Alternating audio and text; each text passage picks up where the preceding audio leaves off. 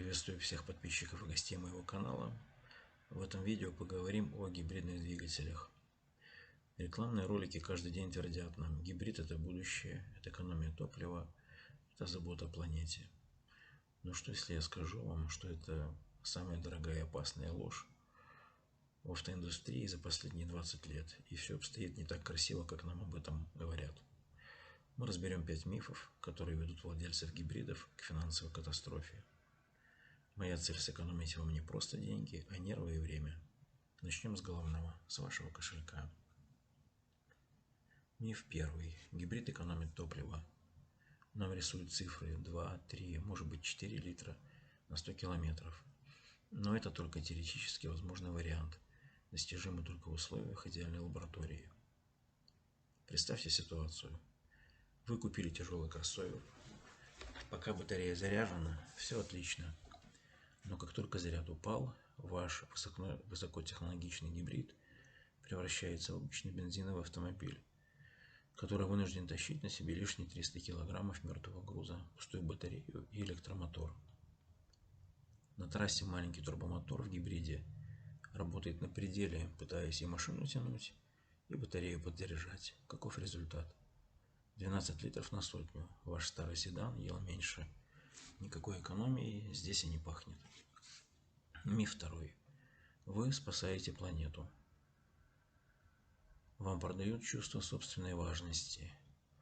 Но давайте трезво посмотрим на то, как обстоит дело. Добыча лития, кобальта, никеля – это одни из самых грязных производств на Земле. Одна только батарея требует такой энергии на производство, что машине необходимо проехать минимум 70 тысяч километров, чтобы просто купить свой углеродный след. А что с утилизацией? Переработка литий-ионных аккумуляторов сегодня – это крайне дорогой и сложный процесс. Большинство из них просто складируются.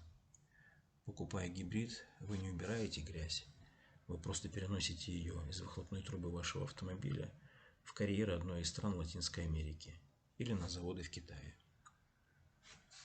Миф третий. Надежность. Чем сложнее система, тем выше вероятность ее выхода из строя.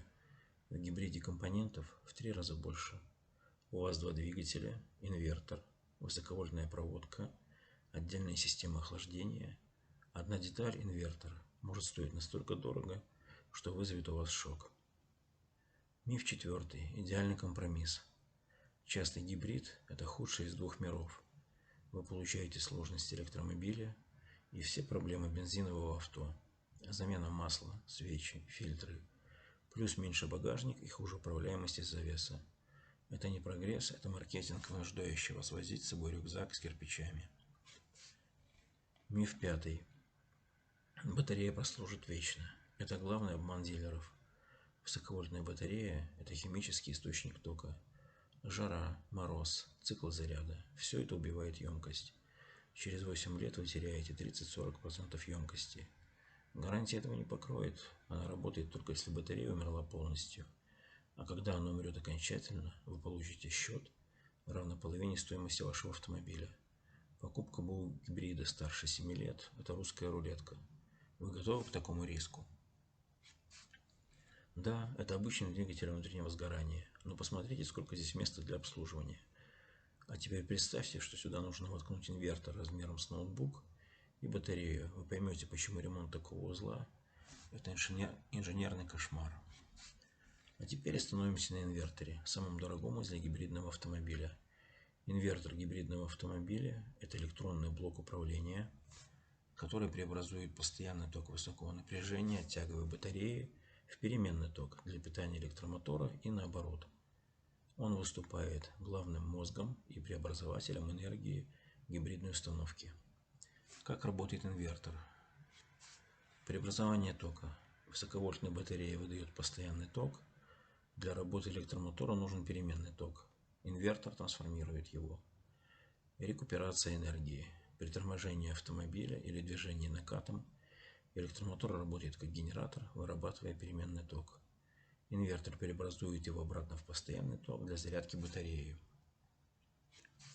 Конструктивные особенности. Преобразователь напряжения, конвертер, понижает высокое напряжение батареи до стандартных 12 вольт. чтобы питать бортовую электронику, фары, мультимедиа и заряжать малый аккумулятор. Система охлаждения. Из-за работы с огромными токами и выделения тепла инвертор оснащен мощным радиатором и собственной системой охлаждения. Обычно это отдельный контур антифриза. Автомобильные инверторы эволюционируют. Инженеры делают их все более компактными и легкими.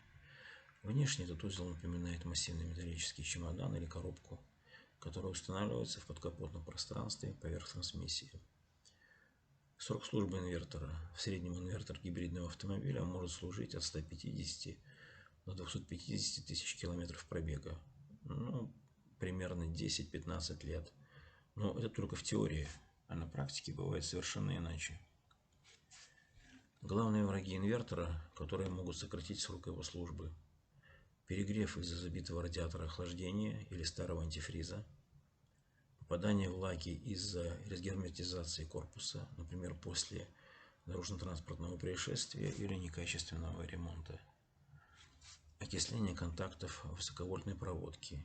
Если ваш инвертор пережил одну из вышеперечисленных проблем, а может быть и несколько, срок его службы будет существенно сокращен. Далее поговорим о цене. Почему новый инвертор может стоить очень дорого. Цена на новые оригинальные блоки у официальных дилеров действительно шокирует. Цена инвертора складывается из нескольких факторов. Технологическая сложность. Внутри корпуса находится не просто переходник, а блок силовой электроники Power Control Unit. Установлены сверхдорогие силовые транзисторы, микропроцессоры, высоковольтные конденсаторы и собственный контур охлаждения. Монополия производителей – это штучный, высокотехнологичный товар. Заводы не продают лицензии на производство инверторов сторонним фирмам. Купить дубликат, не оригинал, от условного китайского бренда просто невозможно. Рассмотрим конкретный пример. Новый инвертор для автомобиля Honda Accord 2020 года, это 10-е поколение, на территории США может стоить около $5000.